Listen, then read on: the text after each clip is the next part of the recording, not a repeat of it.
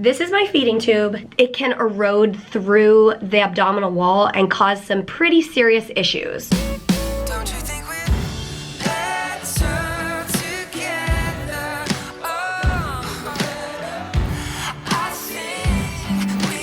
Good morning! Need some apple juice for that blood sugar? Oh! Happy Thursday, everyone. Oh, Thursday. It's the start of the Winter Olympics, I think. Oh yes, I put it on my calendar for tonight at 8 p.m. Oh, perfect. Well, that'll work out perfect because I am going to head out today and get some work done on my sermon and getting ready for the weekend. And Mary, are you still planning on shaving the Ollie boy? Yep. Standard Poodles, how often do we shave him? His hair 4 grows... to 6, 4 to 8 weeks, I don't know. His hair grows faster than mold. I don't know. His hair grows pretty fast, so. Standard Poodles are great, but they're super high maintenance. I thought you said they aren't great. They are. They are great. Standard Poodles are the bomb diggity. And actually yesterday at the hospital, Mary's surgeon was like, "What kind of dog is that? My daughter really wants a dog." And he was like, "Are they all this great and calm?" It's like, with lots and lots of training. Yeah. But anyways, this is our theory about Standard Poodles, is that they are so smart and you have to engage their brains or else they'll make their own mischief. Like the first one we met was a pet, and when we walked into the family's house to meet the dog, we walked in and they had just gotten home and there was just stuff everywhere because the dog, while the people were gone, tore up like this bag of fabric or something. Yeah, I don't know what it was. And she was like, "Yeah, he does that if we don't use his brain enough." And I've heard a lot of people be like, "Oh, I always had the impression that poodles were snarly or high-strung or whatever." And my theory on that is that those poodles aren't getting their brains used enough, and so their energy is played out in unhealthy ways. So, Standard Poodles are great if you keep their brains active. And I think also, I mean, the training has a lot to do with it. Even if it's not going to be a working dog, just like training is key. Yeah, totally. So, time for lunch. There's our Standard Poodle spiel, and Mary has made us ravioli. No, you made it. Well, it was a team effort. I would not have made it if it weren't for you. Oh yeah, we got some new plates. So we don't normally just go buy new plates, but we saw these at Walmart, and we both liked them. So we got like an assortment and they're little like dessert plates. This one? They're very anthropology-esque, like, I'm trying to think if we have any, or this one actually isn't anthropology, is it? But it's that style. Oh, this one is. Yes. We got this when we first got married, and they're that kind of style. So we've got that one, and then these two. Very fun. All right, let's eat on them. I don't know if we were sitting here last time we vlogged, but Peter has gone and come back.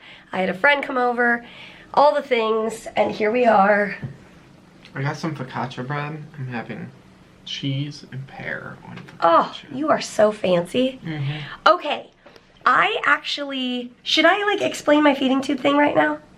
Sure. Okay, because I was explaining this to my friend. Okay, I'm gonna put you down. And I've got my handy dandy turtle to help me explain this. All right, here is my understanding. This is how the surgeon kind of explained what is happening. This is my old feeding tube, but it has been boiled for safety. Not that I'm gonna eat it or anything, but if you see some stomach acid, that's because there's some stomach acid on it. It's just stained, but it is clean. Okay, so here's how I'm gonna explain what is happening, what is causing my pain inside my feeding tube area. So, this is my feeding tube. It goes inside my jejunum, the balloon fills up, and then it stays in me. But for demonstration purposes, I'm going to put it here in my fingers and fill the balloon up here.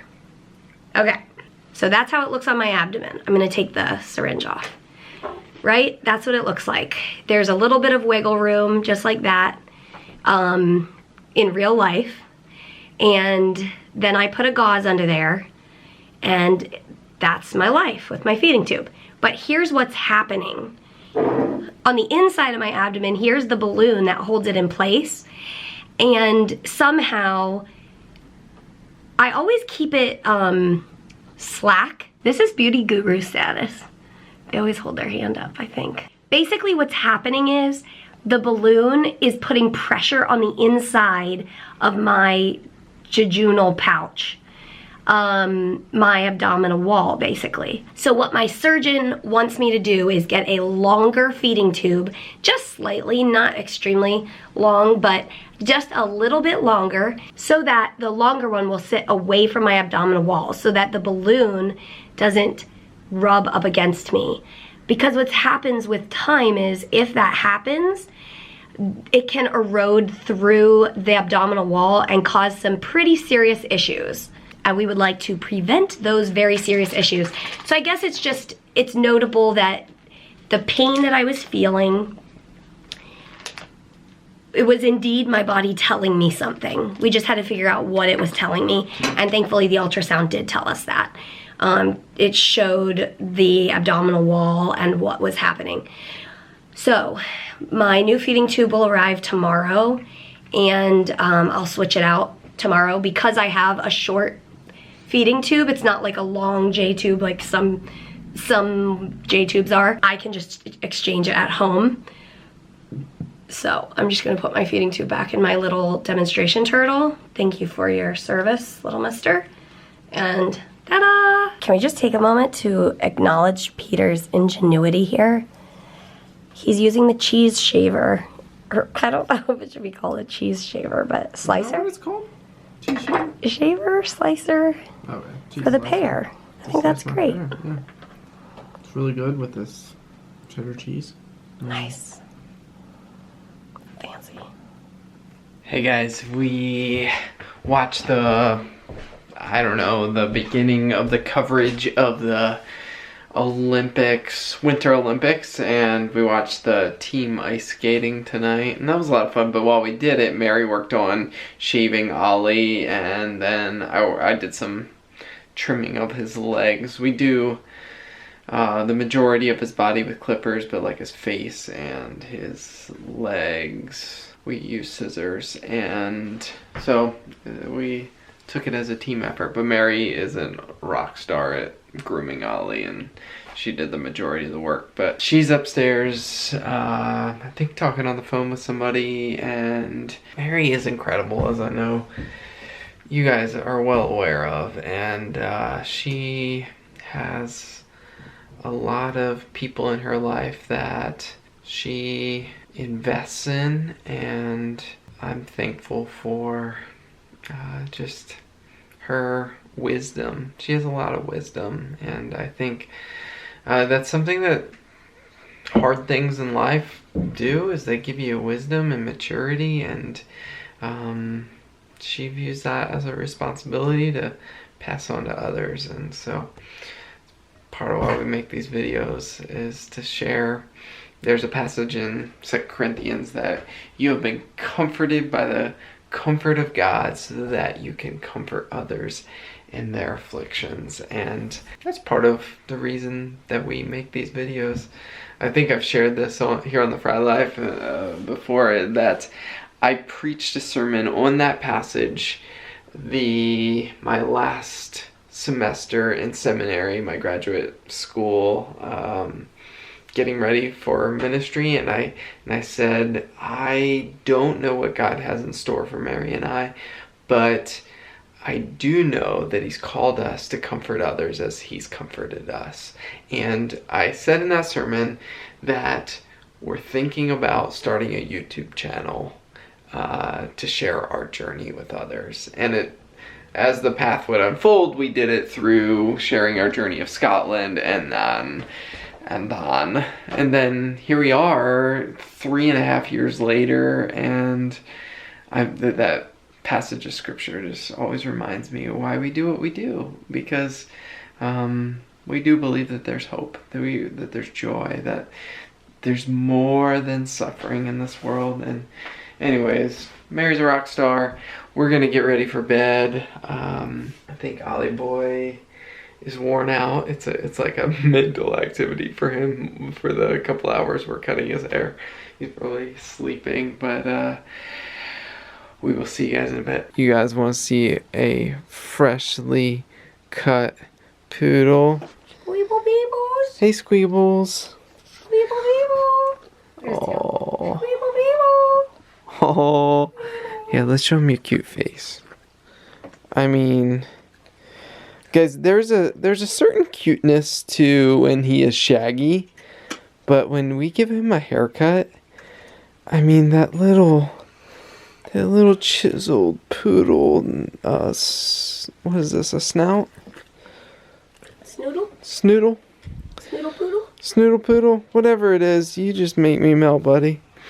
Like a popcorn. On the 4th of July. How you doing? Doing good? So, the U.S., I know you missed a little bit of the U.S. Pair, the couple pair, they surprised everybody. They really were good. But, anyways. Pear. What? Pear.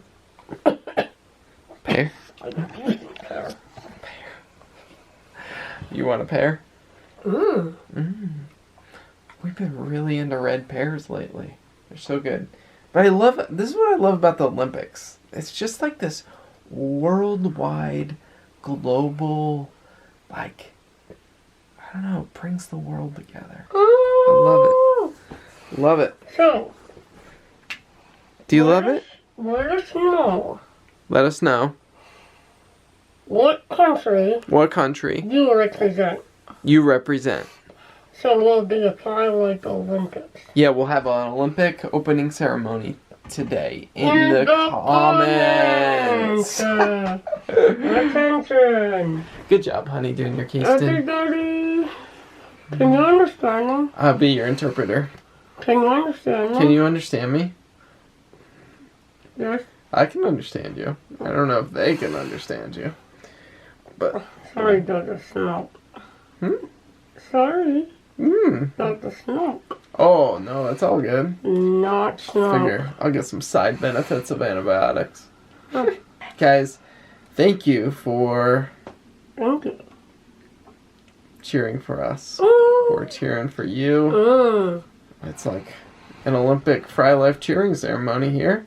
And as always, we will see you tomorrow. Good night. My casting's done. Woohoo! And Pointy. a freshly cut poodle to end your evening.